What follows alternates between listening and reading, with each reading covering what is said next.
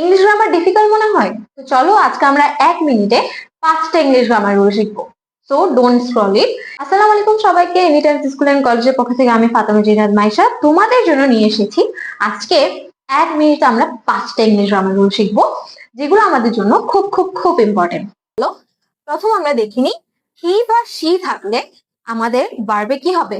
Has হবে। আমরা জানি হ্যাজ, হ্যাভ, হ্যাড এগুলো হচ্ছে হেল্পিং ভার্ব।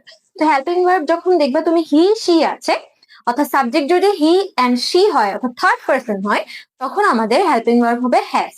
এরপর দেখো আই বা ইউ থাকলে হবে হ্যাভ। যদি দেখো আই অর্থাৎ ফার্স্ট পার্সন, ইউ কে সেকেন্ড পার্সন ধরা হয়, তো এগুলো থাকলে আমরা কি ইউজ করব? হ্যাভ ইউজ করব। 3 নাম্বার দেখো সেন্টেন্সটা পাস্ট টেন্স আছে, তখন তুমি যে এটা verb two, verb V two মানে কি ভার্বের সেকেন্ড ফর্ম যেটা অর্থাৎ পাস্ট ফর্ম যেটা সেটা ইউজ করবা। কেমন?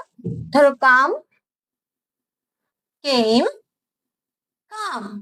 এখন এটা হচ্ছে ভার্বের 1, এটা ভার্বের 2 এন্ড এটা ভার্বের 3। আমরা ইউজ করব কেম, ঠিক আছে, যদি সেটা পাস্ট টেন্সের সেন্টেন্স হয়। 4 হচ্ছে অলওয়েজ। অলওয়েজ থাকলে আমরা প্রেজেন্ট সিম্পল ইউজ করব। প্রেজেন্ট সিম্পল কেমন?